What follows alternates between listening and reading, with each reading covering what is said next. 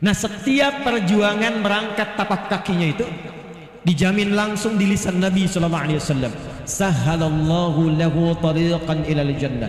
Kalau benar niatnya, kata Nabi, kalau benar tujuannya datang betul-betul untuk mendekat kepada Allah, menaati Rasulullah sallallahu alaihi wasallam, maka dijamin dengan syafaat Rasulullah saat di yaumil hisab, langkahnya akan diringankan langsung menuju surga Allah subhanahu wa ta'ala. Wa innal malaikata, dan sejak orang itu berangkat, kalau niatnya benar betul-betul untuk mendekati Allah, berhijrah mendekat pada Rasulullah, itu malaikat diperintahkan oleh Allah langsung, bentangkan sayapmu, berikan ridha kepada para penuntut ilmu itu. Bentangan sayap malaikat inilah yang menghasilkan tiga hal. Satu, diperintahkan mengaminkan doa-doa yang dimohonkan oleh para penuntut ilmu. Karena itu jangan sepi dari doa. Sejak berangkat berdoa, di jalan berzikir, datang menunggu momennya berdoa. Itulah sebabnya di akhir ta'lim pun, akhir pengajian pun kita membiasakan berdoa, karena hadisnya sahih. Kapan lagi doa dinaungi malaikat? Kapan lagi doa langsung diaminkan malaikat? Majlis ilmu itu peluangnya tinggi.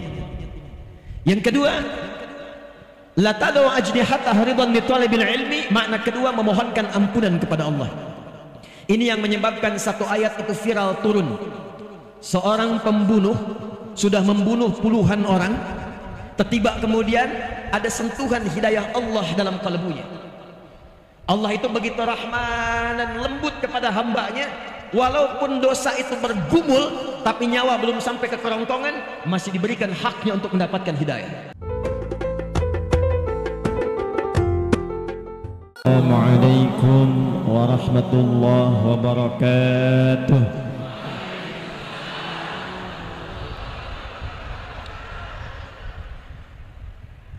Alhamdulillahilladzi an'ama 'alaina kamalan ni'mati wal iman. Wassalatu wassalamu ala rasulillahilladzi ursila rahmatan lil alamin bil hannan. Wassalawatullahi alaihi wassalamuhu tam wa ala alihi wa sahbihi wa dhurriyyatihi wa ummatihi ila yaumil mi'ad min baini aidir rahman wa ba'd. Dan yang paling spesial, keluarga saya yang hadir saat ini, seluruh lapisan masyarakat, jamaah yang saya cintai, semoga kehadiran Bapak Ibu saat ini tanpa kecuali dimasukkan dalam golongan hadis Nabi Muhammad sallallahu alaihi wasallam. Belum selesai, jangan dulu amin. Hadisnya diriwayatkan oleh sahabat Abu Darda radhiyallahu taala anhu, dimasukkan oleh Imam besar Ibnu Majah dalam salah satu dalam kitab sunannya, dari Nabi sallallahu alaihi wasallam berbunyi, qala Rasulullah sallallahu alaihi wasallam, man salaka tariqan yaltamisu fihi ilma sahhalallahu lahu tariqan ilal jannah wa innal malaikata la tad'u ajnihataha ridan li talibil ilmi wa inna tullabal ilmi yastaghfiru lahu man fis samawati wa man fil ardi hatta al hittan allati fil bihar wa innal ulama'a warathatul anbiya wa innal anbiya'a lam yurithu dinaran wala dirhama fahadduhu bihadin wafir. Paham? Tidak. Man ismun mausulun yadullu ala al-fardiyatil 'ammiyah. Kata sambung konjungsi menunjuk pada setiap personnya, setiap orangnya, tapi maknanya umum. Jadi kalau ada ayat di Quran, ada hadis Nabi dibuka dengan kata man, artinya Nabi ingin mengajak bicara pada setiap kita. Karena itu kata para ulama, posisikanlah sabda Nabi itu untuk kita sebagai pribadi. Apapun jabatannya, apapun statusnya, ini Nabi sedang bicara secara personal dengan kita. Saya mau tanya pada ibu, bapak jangan dulu, karena bupatinya perempuan. Ibu kalau diajak bicara berdua dengan ibu bupati, senang tidak? Oh. Diberikan hadiah oleh ibu bupati secara personal, senang tidak? Ini Nabi ngajak bicara langsung kepada kita secara personal dan memberikan hadiah melebihi hadiah-hadiah dunia. Kata Nabi, man salaka tariqa, siapapun fulan, fulana, laki-laki, perempuan, besar, kecil, tua, muda, status apapun, salaka tariqa yang menempuh perjalanan walau tidak mudah. Bukan syariah tapi thariq.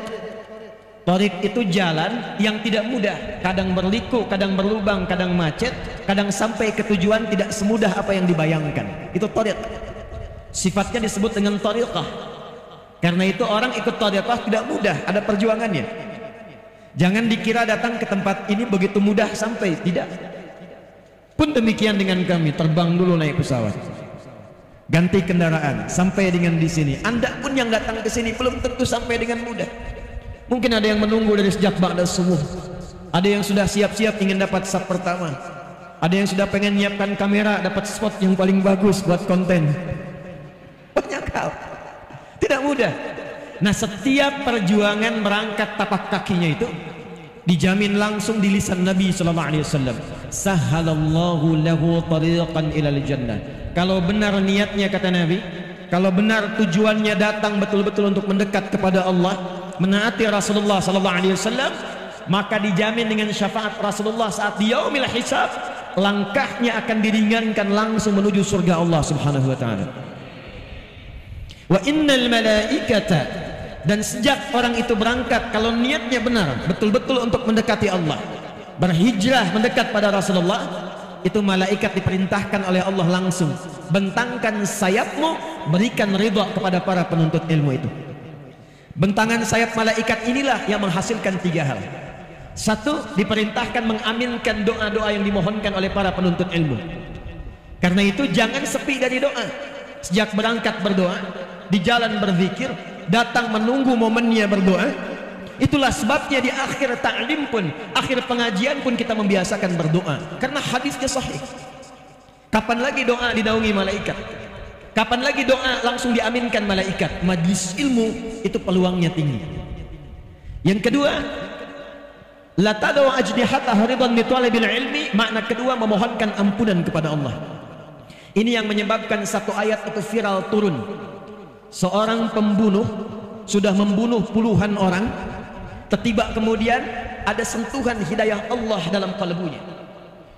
Allah itu begitu rahman dan lembut kepada hambanya, walaupun dosa itu bergumul, tapi nyawa belum sampai ke kerongkongan, masih diberikan haknya untuk mendapatkan hidayah. Kenal Firaun? Kenal di mana? Kecil-kecil udah kenal Firaun. Cuma di Bengkalis ada anak kecil kenal Firaun. Alhamdulillah, artinya ngaji nih. Ngaji. Firaun tuh jahatnya luar biasa. Hobinya bunuh orang. Quran surah kedua ayat ke-49. Ngaku Tuhan, ana rabbukumul a'la. Orang sekarang paling keren ngaku nabi. Mudah-mudahan di Bengkalis tidak ada ya Bu ya. Jawa Barat itu ada satu kabupaten, AM dulu pemain bulu tangkis, ngaku nabi. Dibawa sama polisi kita tuh, ditanya bagaimana bisa jadi nabi. Dia bilang saya ke Bogor Pak, dapat wahyu. Orang ke Bogor dapat talas, dia dapat wahyu. Rekor paling tinggi di Jakarta pernah, ya ada LE ngaku malaikat dan minta izin kepada gubernur pada masa itu untuk mendaratkan malaikat Jibril di Monas. Pernah kejadian, ya tangkap sama polisi kita tuh. Polisi kita luar biasa, jangankan teroris, malaikat tangkap tuh. Alhamdulillah, kita dukung yang demikian. Tapi Firaun ngaku Tuhan, hobi bunuh orang, ngaku Tuhan, kata-kata kasar. Itu yang menyebabkan Nabi Musa alaihi salam sebelum berangkat mohon kepada Allah supaya dilembutkan hatinya agar tidak tersinggung dengan kata-kata Firaun. Firaun itu kalau sudah berkata, dia jengkel, itu taruhannya nyawa. Anda kalau hidup zaman Firaun, Firaun tidak suka rambutnya, itu bukan disuruh cukur, tolong pisahkan kepala dari badannya. Firaun. Karena itu Nabi Musa berdoa sebelum berangkat, Rabbi shrahli wa yassirli wahlul 'uqdatam min lisani yafqahu qawli. Tapi sebelum doa itu dilakukan, turun perintah Allah di surah Thaha ayat 43 sampai 44. Perhatikan, Fir'aunnya, catat ini. Fir'aunnya itu tidak menutup haknya untuk mendapatkan hidayah dari Allah. Dengan sifat rahmannya Allah langsung berfirman, idhaba ila fir'auna innahu tagha faqula lahu qawlan layyina la'allahu yatadhakkaru aw yakhsha. Musa dan Harun nggak tanggung, dua nabi ditugaskan hanya untuk memberikan hak hidayah pada orang yang telah menyimpang. Pergilah kepada Fir'aun, dia sudah keluar dari kewenangan jabatannya. Izin bu, itu sebabnya nggak disebut namanya, tapi disebut dengan gelarnya. Ada rumus dalam tafsir, kalau di ayat Quran tidak disebutkan namanya secara langsung, tapi disebutkan gelar atau sifatnya, ini memberikan kesan bahwa peristiwa itu mungkin terjadi lagi di masa depan oleh orang-orang yang punya gelar-gelar serupa. Karena itulah datang hidayah untuk meluruskan supaya tidak terjadi di masa depan. Fir'aun dari kata faraoh, artinya raja yang punya kedudukan, yang memimpin. Maka pesan di ayat ini, hati-hati kalau sudah jadi pimpinan, jadi pemimpin, akan ada potensi-potensi godaan untuk keluar dari kewenangan-kewenangan. Kalau menemukan yang seperti itu, bukan dicela, bukan dihinakan, bukan direndahkan. Dahsyatnya Al-Quran mengajarkan, katakan dengan kelembutan. Faqula lahu qawlan layyina.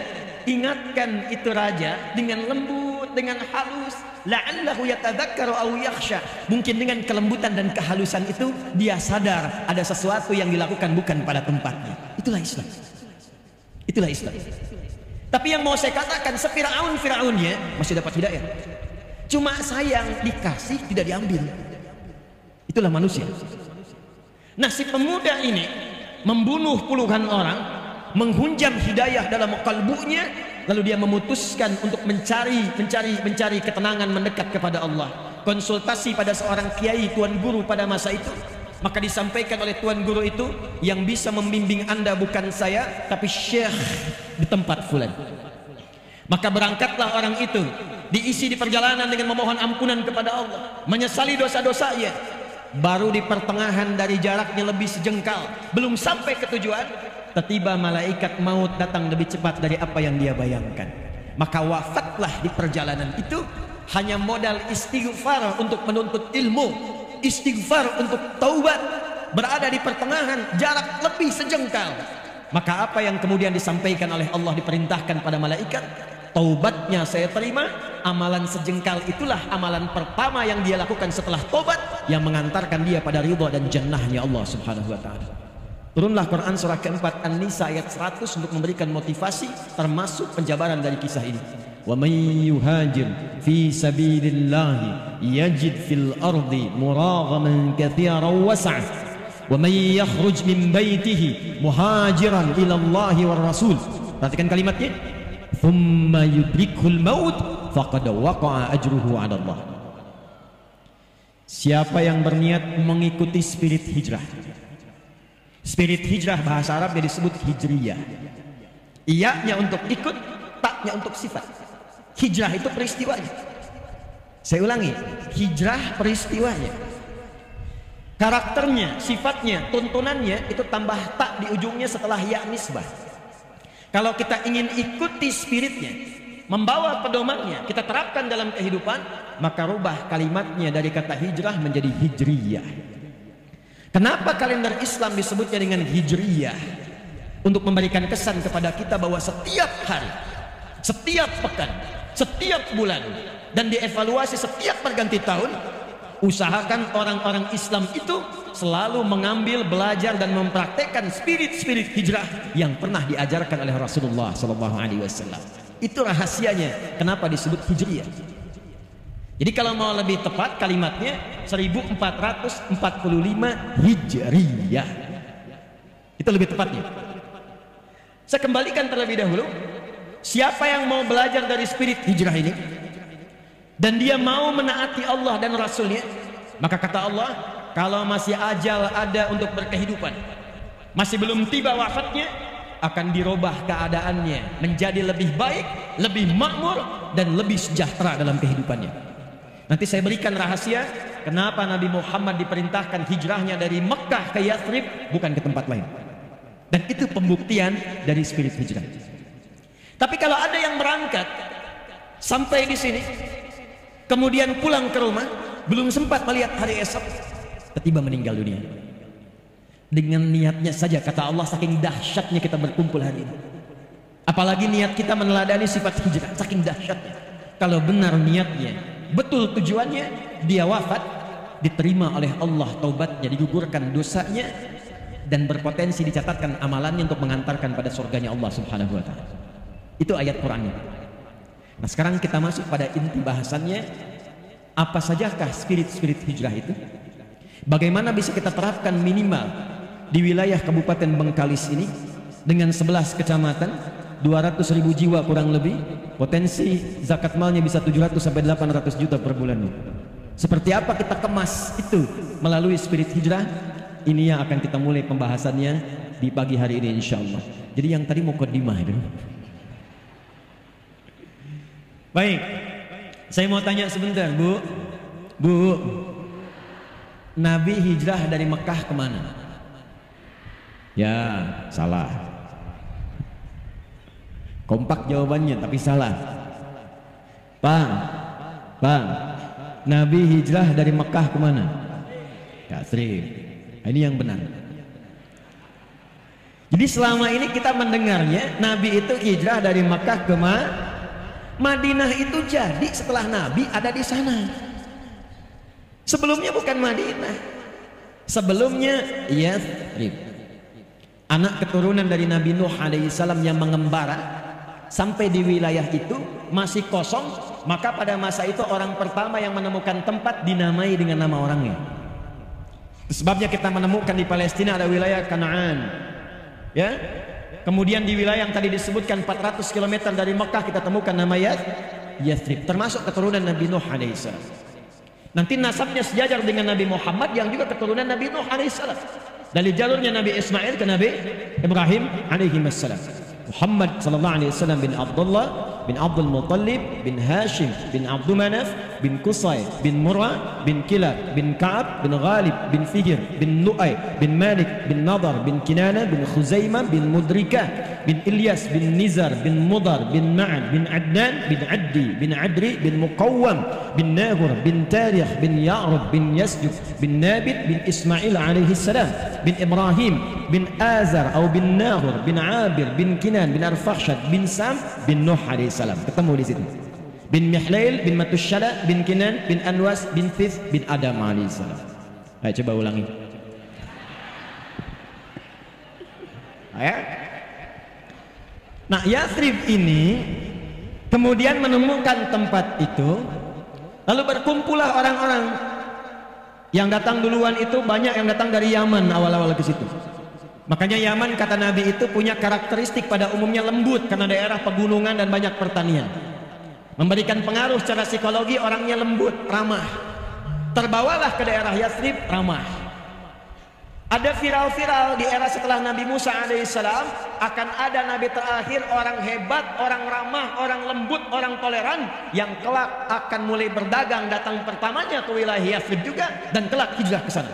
Maka berbondong-bondonglah orang Yahudi pun datang ke wilayah itu. Salinglah kemudian berkumpul dan muncul sifat keyahudiannya. Dimonopoli ekonominya, pasar dikuasai, riba muncul, ketimpangan muncul. Maka yang terjadi apa? Maaf, tidak stabil ekonominya. Dua, konflik muncul, fitnah muncul, pertikaian muncul. Suku besar Aus dan Khazraj diadu domba, 600 tahun tidak selesai konfliknya. Jadi kalau di Aus, kecamatan Aus ini ada yang meninggal, di Khazraj pun harus ada yang wafat. Ekonomi tidak stabil, konflik sosial tinggi, kriminal banyak, sampai orang Arab menyimpulkan kalau Anda ingin lihat sejelek-jeleknya pasar setelah pasar yang di Irak itu, maka pasar yang paling jelek di wilayah Arab wilayahnya Yathrib. Nggak ideal. Tapi yang paling menarik, kenapa Nabi Muhammad SAW diperintahkan oleh Allah hijrahnya ke Yathrib? Padahal Taif sudah maju. Taif itu maju, buah-buahannya banyak, kotanya bagus. Tapi qadarullah begitu masuk Taif kok dilempari, jangan masuk sini. Itu ada hikmahnya.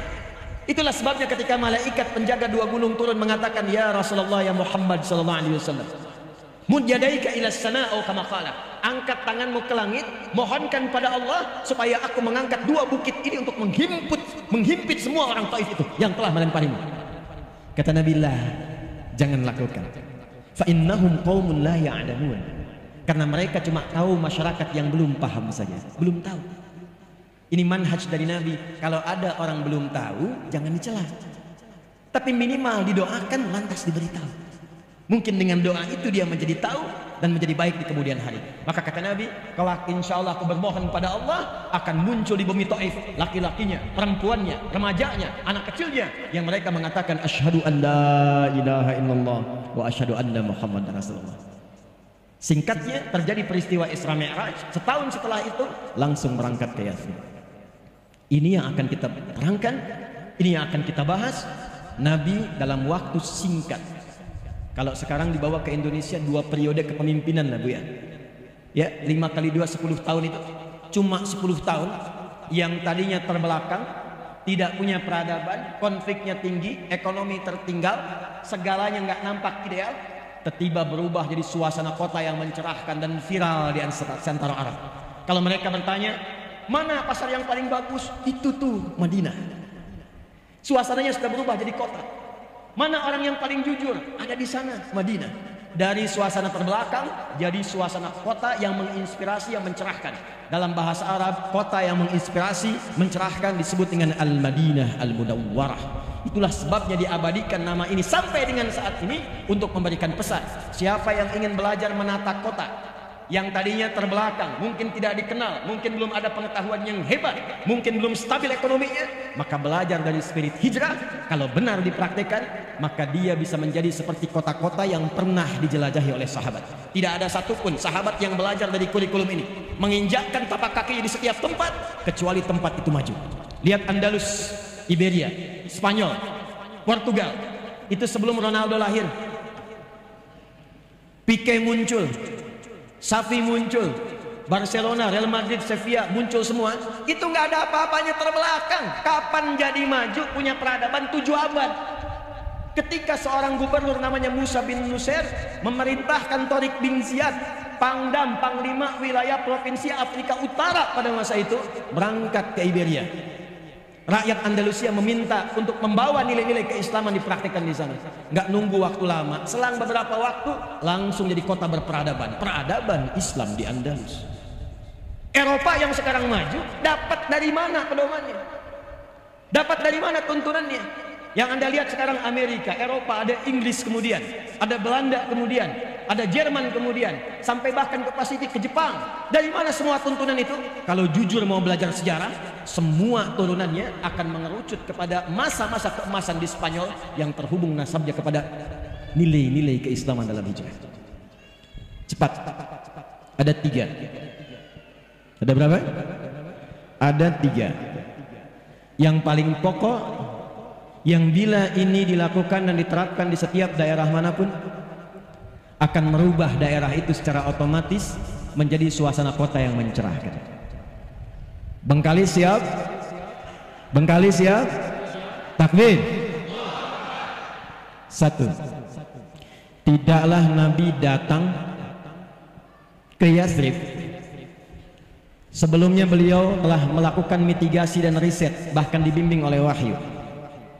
Ini Bu, yang paling penting ketika diangkat menjadi bupati, berpartner kemudian juga dengan DPRD-nya, Forkompindanya, diriset mitigasi. Bagaimana karakter wilayahnya 11 kecamatan 200.000? Apa kecenderungannya?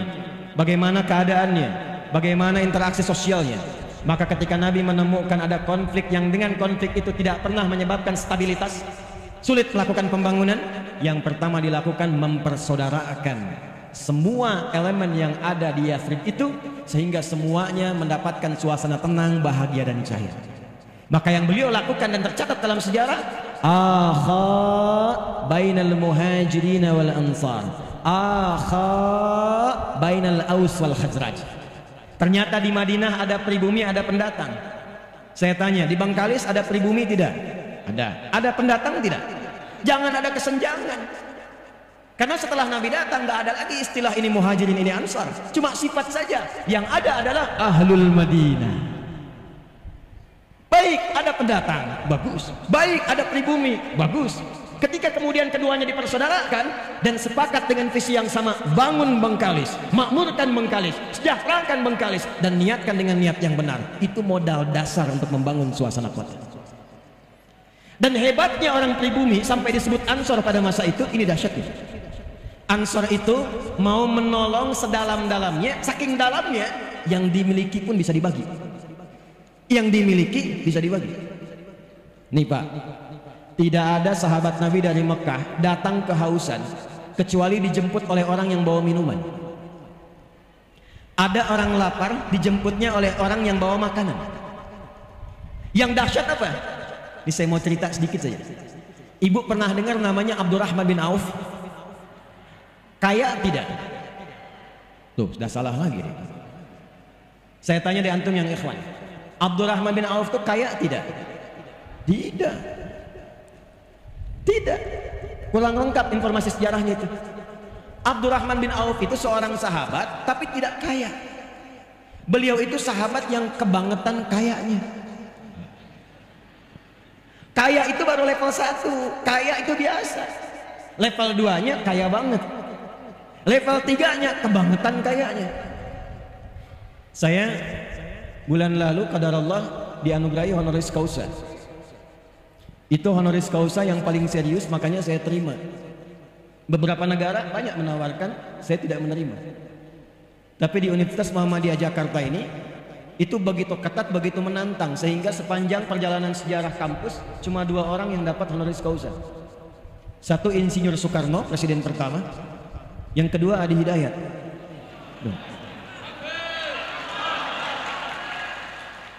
Dan itu 2 tahun. 2 tahun. Mesti dilihat kualifikasinya, mesti bikin karya ilmiah.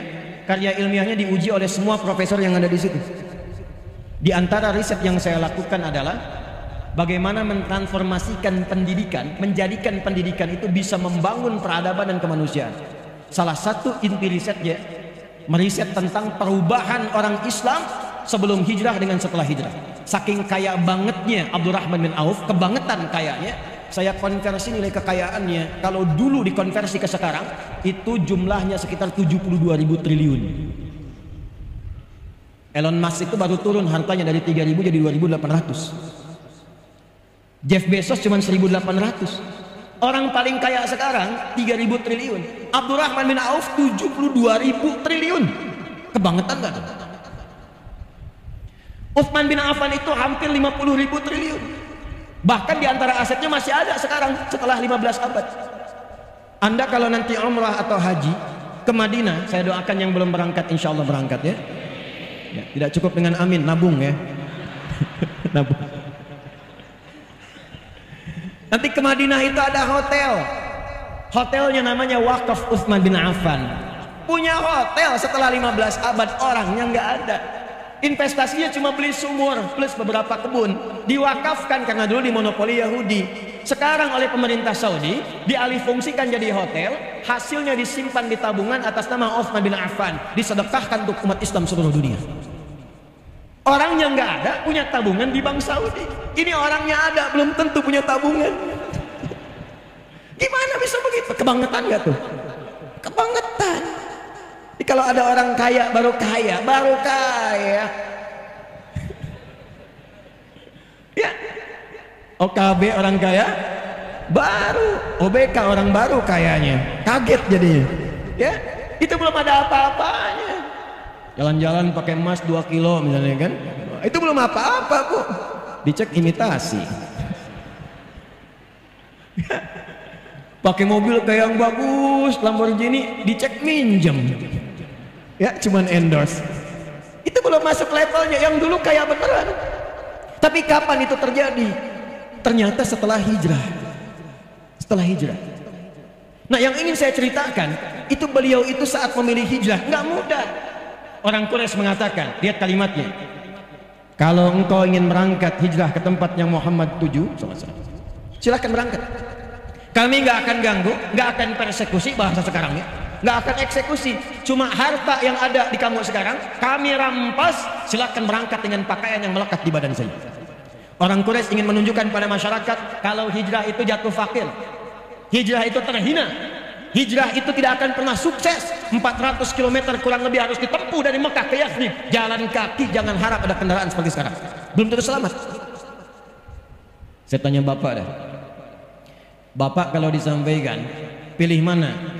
Hijrah berangkat dari sini, misal harus jalan ke Bekasi, atau tinggal di sini di Kecamatan Mandau dengan segala fasilitas yang luar biasa, mobil mewah, rumah megah, harta banyak, atau tinggalkan semua itu untuk mendapatkan hidayah Allah, pakai pakaian melekat di badan saja ke Bekasi. Pilih tinggal atau berangkat?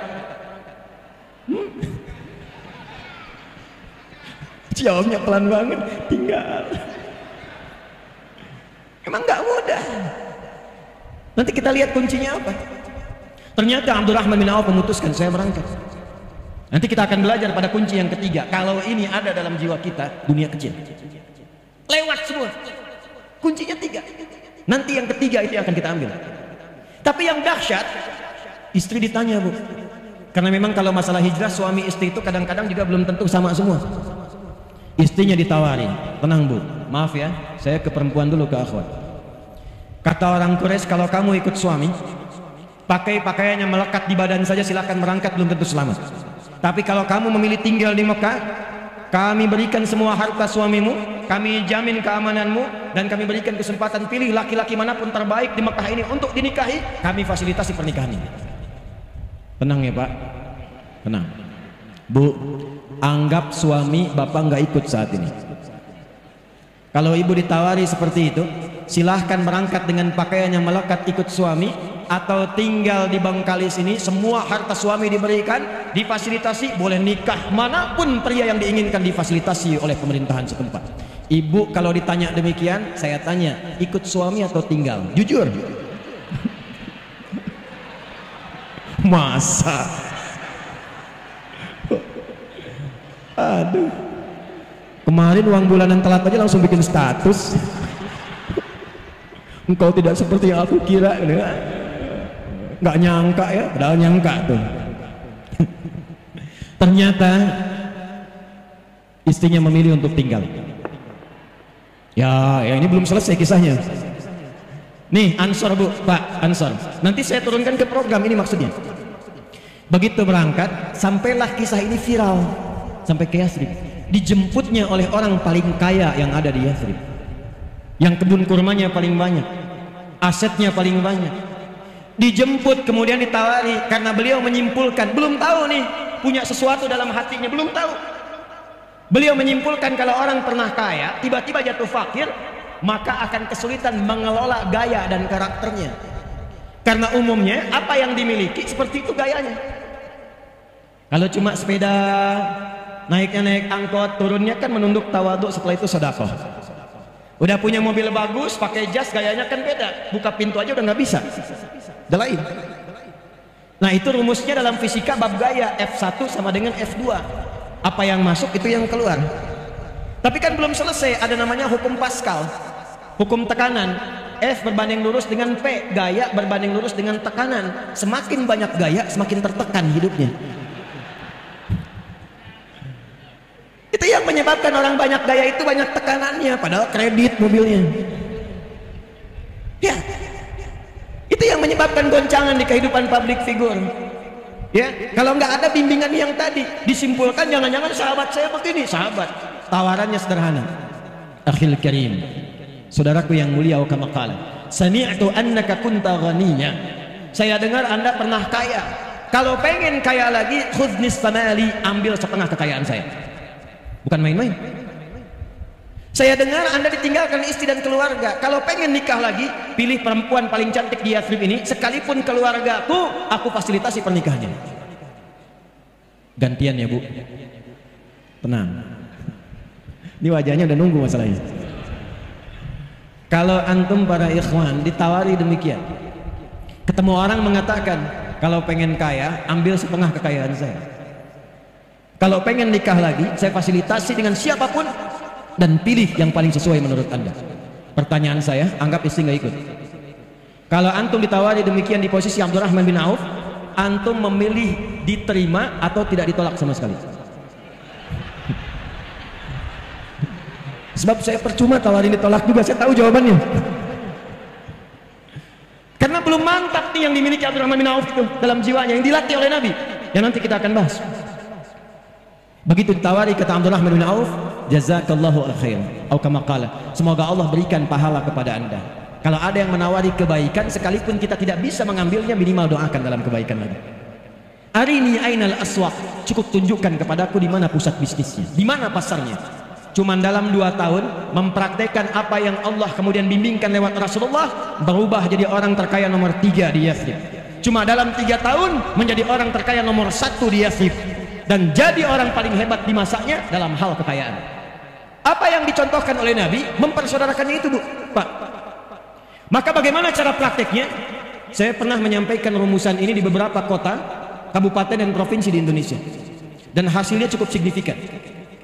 Bu, Pak, pemangku kepentingan, ada hadis Nabi memberikan isyarat akan tiba satu masa pasar-pasar itu diaksesnya akan sangat cepat sekali. Bahasa kitanya akan muncul era digitalisasi. Pada masa itulah terjadi, kata Nabi, taqarrubul zaman.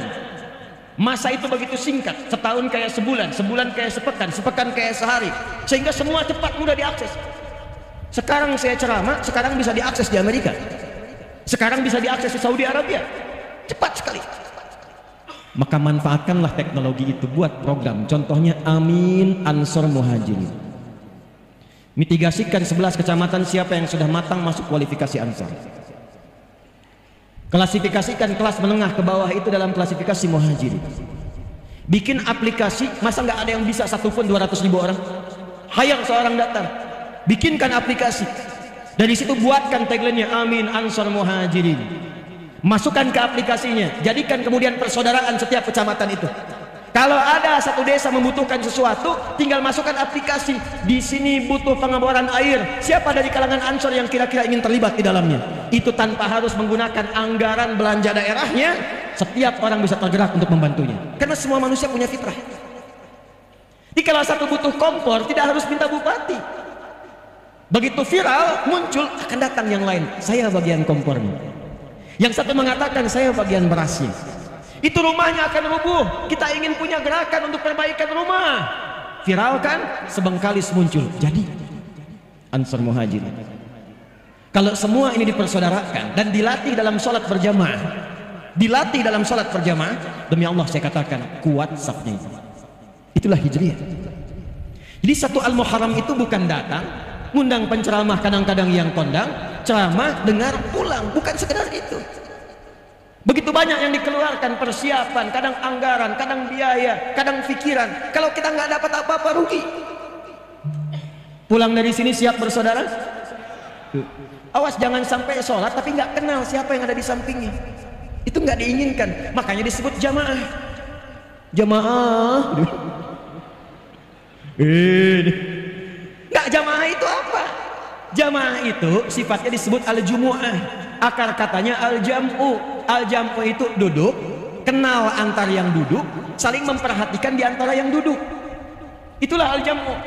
Kumpulannya disebut jamaah. Makanya nggak ada di zaman Nabi orang datang ke masjid dengan jamaah, sholat jamaah, mengaji jamaah, itu kecuali kenal siapa yang datang, tahu kebutuhannya. Nggak ada orang ke masjid kehausan, ketika pulang itu selesai dahaganya. Nggak ada orang lapar masuk masjid, ketika pulang selesai urusan dapurnya. Itulah jamaah. Saya membayangkan kalau ada dalam satu masjid setiap pekan bahkan Jumatan, setiap hari bahkan kemudian berangkat, di situ ada dokter, di situ ada jamaah yang lain.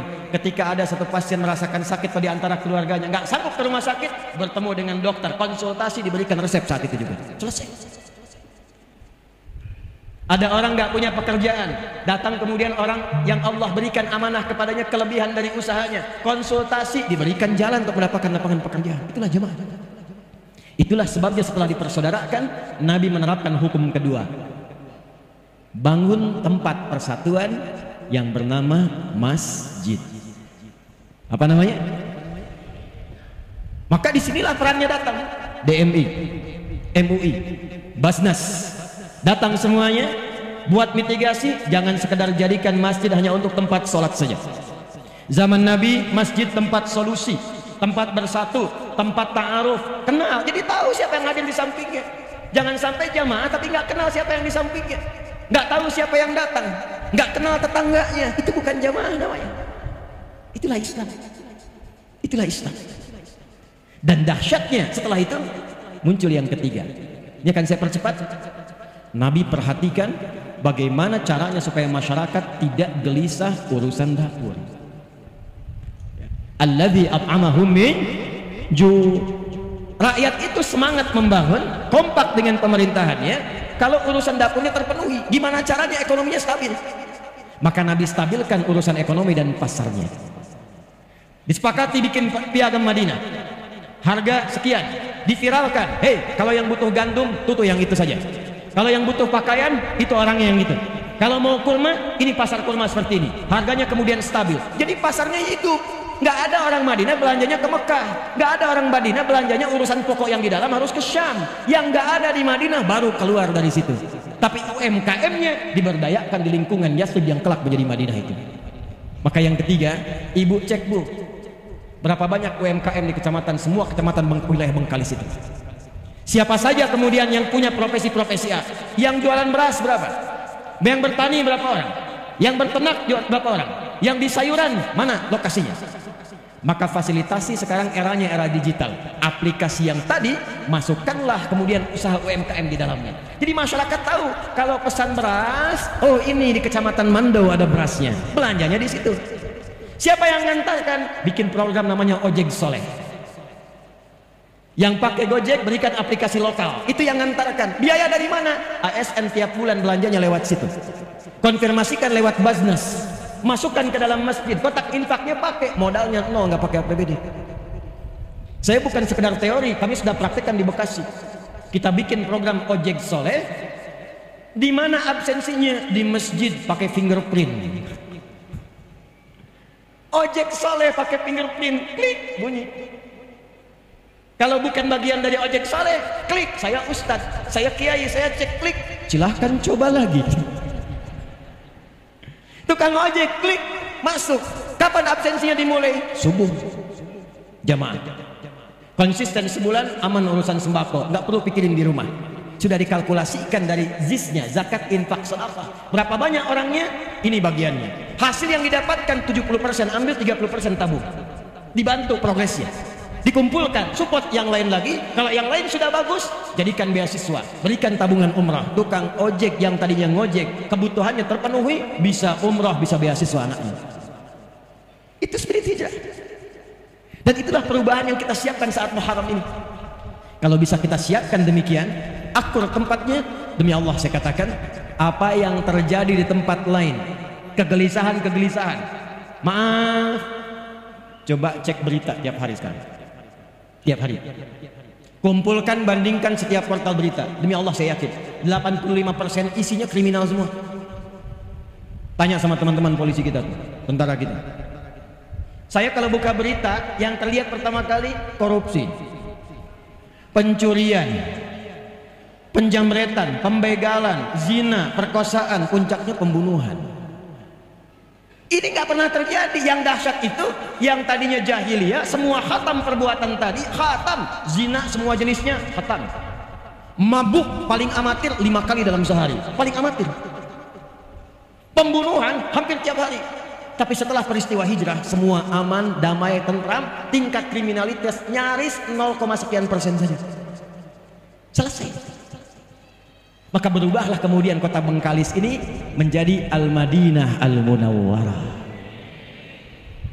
Paham? Baik. Bagian penutup di prakteknya. Saya mau tanya, apakah semua yang di Bengkalis ini muslim saja? Tidak. Ada non-muslimnya? Apa semua yang tinggal di Madinah itu hanya semuanya muslim? Tidak. Ada Yahudinya? Ada. Ada non-muslimnya? Kok bisa kompak? Kok bisa rukun? Kok bisa maju? Di antara faktornya, Nabi menanamkan nilai-nilai toleransi yang luar biasa yang langsung dicontohkan oleh umat Islamnya. Apa di antara prakteknya? Yuk kita lihat contohnya. Saya berikan 2 saja. Ibu ada yang suka masak, Bu? Ada yang suka masak? Alhamdulillah. Lihat, masih ingat hadis Nabi ini? Jika Anda masak makanan, baunya sampai ke tetangga, maka bagilah makanan itu walaupun ibu hafal hanya kuahnya. Jadi ibulah yang masak opor, ibu makan ayamnya, ibu bagi kuahnya ke tetangga, gitu kan? Saat ibu bagi tetangga, kenapa cuma kuahnya bu? Hadis Nabi. Gitu ya. Itu maksudnya, kalaupun ada bumbu-bumbu yang kadang orang salah paham karena mencium bau tak sesuai masakannya. Sekarang ada bumbu rendang yang dimasak tempe, bumbu opor yang dimasak singkong. Supaya tak salah paham, kirimkan keadaannya supaya dia mengerti apa yang dimasak itu. Tapi saat dikirimkan itu, apakah Nabi mengatakan kalau tetangga Anda orang Islam saja? Tidak. Betapa banyak non muslim dikirimkan. Allahu Akbar. Dan yang paling indah itu ketika diberikan, bertanya, Anda baik sekali. Perhatikan jawabannya. Bukan, Allah yang memerintahkan saya untuk berbagi. Kenal Allah. Anda masak, tetangganya mungkin bukan yang muslim saja, ada yang Kristen, mungkin Hindu, mungkin Buddha. Masak, datangi.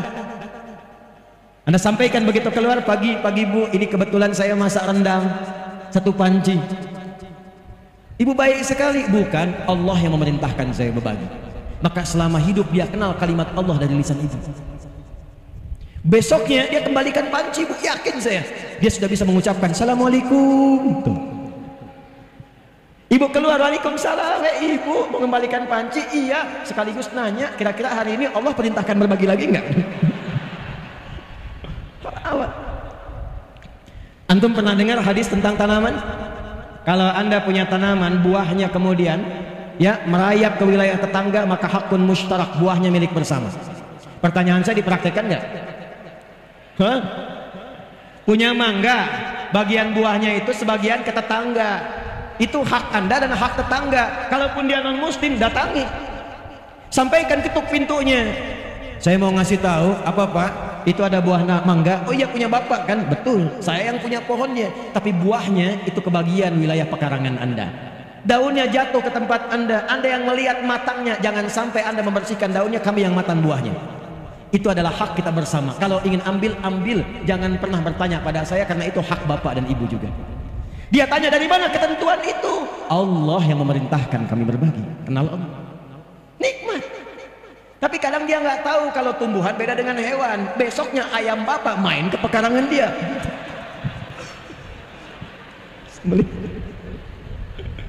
Dia datang siang-siang ketemu Bapak. Masya Allah Pak, Tuhan Bapak itu luar biasa katanya. Kemarin kami dikirim mangga, sekarang dikirim ayam. Itulah keindahan. Baik, saya kira tidak banyak yang ingin saya sampaikan. Yang penting poin-poin hijrahnya yang kita siapkan. Jadi sekarang saya ingin membawa resolusi kesepakatan bersama demi Bengkalis yang kita cintai ini. 1, siap bersaudara? Saya tidak ingin mendengar lagi ada orang bertikai di Bengkalis ini. Ada orang yang mengambil hak orang lain. Ada pembegalan di Bengkalis ini. Kalau kita sudah kompak menyiapkan persaudaraan, tunjukkan, berikan inspirasi lewat kegiatan di pagi hari ini ke seluruh wilayah Indonesia, bahwa Bengkalis akan memancarkan cahaya-cahaya kemuliaan sehingga menjadi suasana kota yang menginspirasi dan mendapatkan satu predikat baldatun thayyibatun wa rabbun ghafur. 2, pemerintah dan masyarakat kompak. Hadis Muslim nomor hadis 1855. Perawinya namanya Auf bin Malik al-Ashja'i. Diriwayatkan oleh Imam Muslim, dicantumkan dalam salah satu kitab sahih. Kalau ingin kompak, maka kata Nabi rumusnya sederhana, hadisnya sahih. Khiyaru a'immatikum man tuhibbunahum wa yuhibbunakum wa tusalluna 'alaihim wa yusalluna 'alaikum. Kalau Anda ingin menemukan pemimpin-pemimpin yang baik, bupatinya baik, wakilnya baik, DPRD-nya baik, ya, kemudian apalagi Kapolresnya kemudian baik, polseknya baik, kemudian di TNI-nya, Kodimnya, kemudian dan ramilnya baik sampai ke bawahnya, kuncinya 1. Kata Nabi, berusahalah untuk saling mendoakan sehingga tertanam rasa cinta di dalamnya. Doakan beliau-beliau ini, karena hisabnya tidak mudah, tidak ringan, Bu. Ada orang kepleset di salah satu kecamatan yang dihisab Pak Camat, laporannya Bu Bupati. Tidak mudah, didoakan. Dan ketika doa disampaikan oleh jamaah, sampaikan jamaah, hidayah Allah diturunkan. Datang ulama-ulama yang baik dari MUI-nya, DMI-nya, Basnasnya, duduk sama-sama bagaimana caranya memberikan kemaslahatan pada masyarakat. Ibu pun mendoakan, bapak mendoakan. Kalau sudah saling mencintai, maka dilanjutkan. Itulah yang akan menjadikan semua dikumpulkan dalam kebaikan, yang bahkan doa pemimpinnya sulit untuk ditolak oleh Allah Subhanahu wa taala. Kalau Anda kembali, ada masjid, ini sebelum saya tutup, ada masjid tapi nggak ada jamaahnya, tolong data. Siapa saja tetangga-tetangga muslim yang muslim. Siapa saja tetangga masjid yang muslim. Tidak usah diceramahi, tidak usah dimarahi. Sabtu habis subuhan, sebelumnya beli buah, jangan banyak-banyak, 5 aja. Masukin kresek plastik. Habis subuh, jamaahnya tengok ke rumahnya, datangi. Assalamualaikum, Pak. Salam. Sehat Bapak? Sehat. Kami kira sakit Pak, tadi nggak kelihatan di masjid. Ini kami bawakan buah. Itu insya Allah duhur dia ke masjid duluan sebelum Anda datang. Penuh. Setelah itu kerjasama. Kuatkan ukhuwah, seimbangkan pasar, kompak kita praktikkan. Semoga menjadikan Bengkalis ini insya Allah sebagai kabupaten menuju kota yang dirahmati oleh Allah Subhanahu wa taala. Alhamdulillah, saya kira itu yang bisa disampaikan yang menjadikan kita menutup dengan doa di kesempatan siang hari ini. Mudah-mudahan semua yang datang dirahmati oleh Allah Subhanahu wa taala, diridhai, disehatkan, dikuatkan dan diberkahi kota ini dalam kebaikan. Allahumma taqabbal minna innaka antas sami'ul alim wa tub 'alaina innaka antat tawwabur rahim. Nahmaduka hamdan kama 'allamtana an nahmadak wa nashkuruka syukran kama 'allamtana an nashkurak antal muqaddim wa antal muakhir bi yadikal khair innaka 'ala kulli syai'in qadir. ربنا نصلي ونسلم على حبيبك الكريم رسولك المصطفى الأمين سيدنا محمد وعلى آله وصحبه أجمعين. ربنا لا تدع لنا في مقامنا هذا ذنبا إلا غفرته. Ya Allah, kalau ada pendosa hadir di sekitaran masjid ini, di dalam majlis ini, jangan biarkan ia pulang sebelum Kau ampuni seluruh dosa-dosanya. Wala hamman illa farajtah. Jika ada di antara kami yang tengah hadir dengan kegelisahan, jangan biarkan ia pulang kecuali Engkau telah tenangkan keadaan hatinya. Allahumma wala asran illa yassartah. Ya Allah, Engkau Maha mengetahui, boleh jadi ada satu di antara kami yang datang membawa kesulitan di pekerjaannya, di rumah tangganya. Mohon jangan biarkan dia pulang kecuali Engkau telah angkat dan hilangkan seluruh kesulitannya. Wala maridan illa syafaitah. Jika ada di antara kami yang Engkau uji dengan penyakit seberat apapun, maka mohon angkat dan sembuhkan penyakitnya. Allahumma barik ya Allah hadhil muhafazah baldatan tayyibatan wa tardaha, hadhil baladiyah ya arhamar rahimin kama tuhibbuha wa tardah. Ya Allah, mohon berkahi kota Bengkalis ini, kabupaten ini ya Allah, dengan seluruh penduduknya, para pemimpinnya. Berikan keberkahan yang sempurna yang mendekatkan masyarakat ini kepadamu dengan kedekatan terbaik ya arhamar rahimin. Allahumma ya rabbal alamin ati anfusana taqwaha wa zakkiha anta khairu man zakkaha anta waliyuha wa maulaha alif baina qulubina wa jannibna minat tafruqah. Ya Allah, lembutkan hati kami untuk bersatu dalam kebaikan, jauhkan kami dari perpecahan. Mohon jaga negara kami Indonesia ya Allah dalam keadaan bersatu, baik, tercerahkan, makmur seperti yang Kau ridai. Jauhkan kami dari perpecahan ya Allah yang menuju pada keterpurukan. Ihfad ya Allah ulama'ana waj'alhum mukhlishina lakad-din.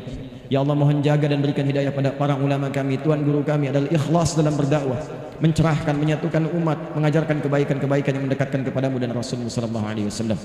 Rabbana atina fid dunya hasanah wa fil akhirati hasanah wa qina adzabannar. Wa sallallahu ala sayyidina Muhammad wa ala alihi wa sahbihi ajma'in. Wa akhiru da'wana subhanakallahumma wa bihamdika asyhadu an la ilaha illa anta nastaghfiruka wa natubu ilaik. Walhamdulillahi rabbil alamin.